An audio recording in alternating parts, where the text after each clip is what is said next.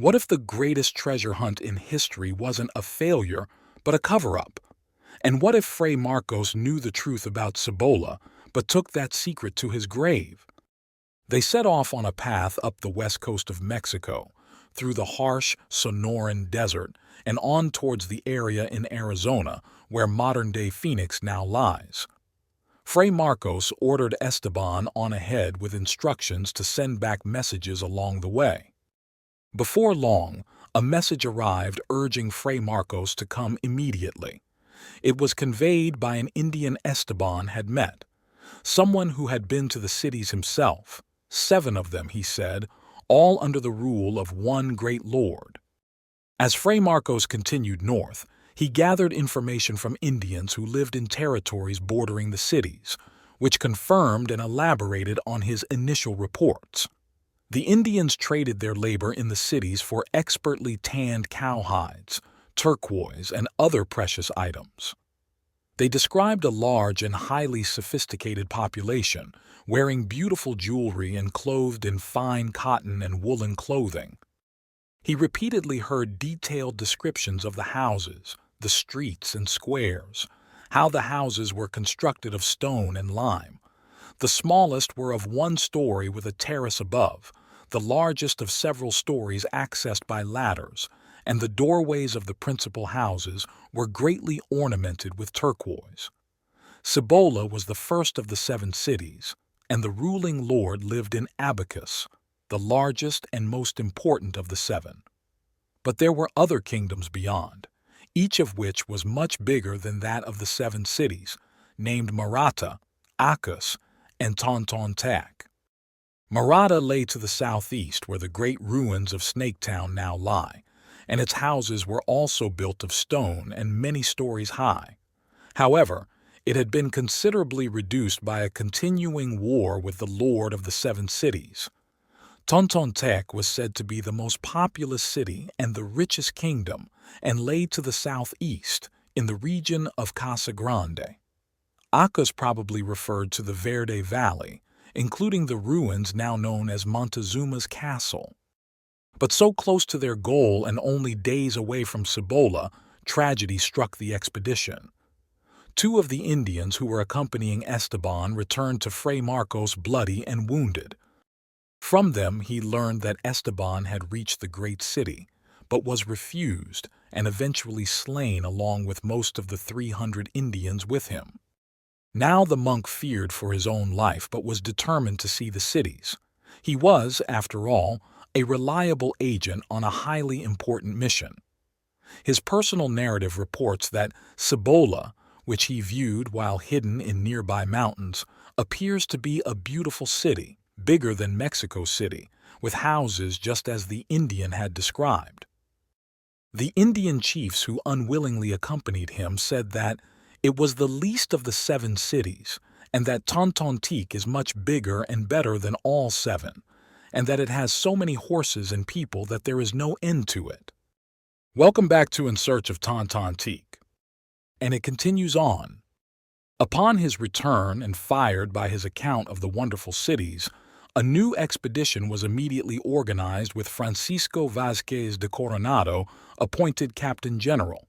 Fray Marcos went along to point the way, but somehow, for some reason we may never fully know, Coronado and his army never arrived at their destination.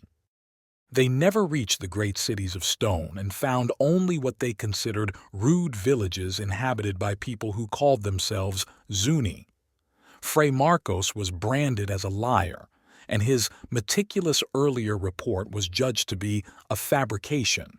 It was a very curious situation. Fray Marcos took the fall as an honorable man. He played the role of liar so the army would not have to attack Cibola, an apparently much stronger foe than Coronado's force could handle. When Fray Marcos appraised the situation and had the chance to warn Coronado of the overwhelming odds, the expedition took a different direction, as it seems, from Coronado's report.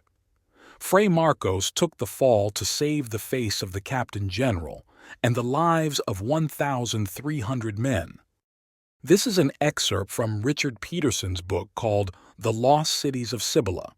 Dr. Peterson is a retired engineer with a PhD in physics from Berkeley who has examined this story for several years.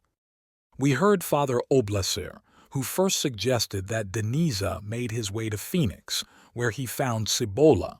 However, this is the first time we are hearing that on the return journey, he avoided the area and instead took Coronado to the Zuni Pueblos.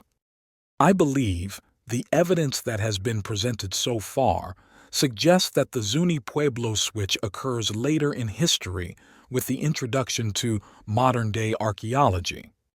However, please remember our friend Dr. Denny Seymour, who is hot on Coronado's trail through southern Arizona and moving towards the Zuni Pueblo region. It is being presented that Coronado made his way to the Zuni Pueblo. Then it is quite possible that de Niza purposely misled the Coronado expedition. The fact that de Niza took the Spanish to the Zuni Pueblos to spare the lives of the Spanish seems a little far-fetched to me personally.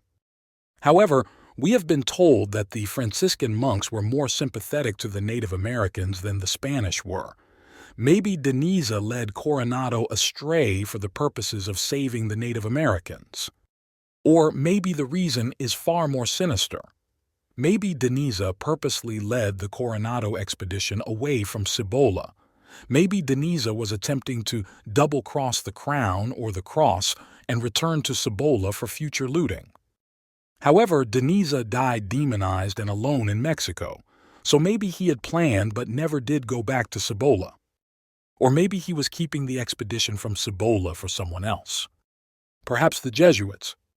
It is interesting that Jesuit Father Kino, only a century and a half later, took especially close attention to Casa Grande.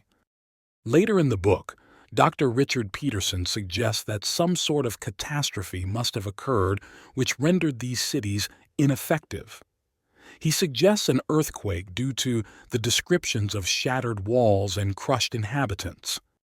Casa Grande and Pueblo Grande are about all that is left of the vast ruins, and yet an earthquake cannot account for the peculiar geography or topography of the Phoenix City area, the bizarrely twisted rocks of Papago Park, which is ground on which no ruins or ancient artifacts can be found. Interestingly, so did our friend Dave Crosby in his publication Caves of Cibola.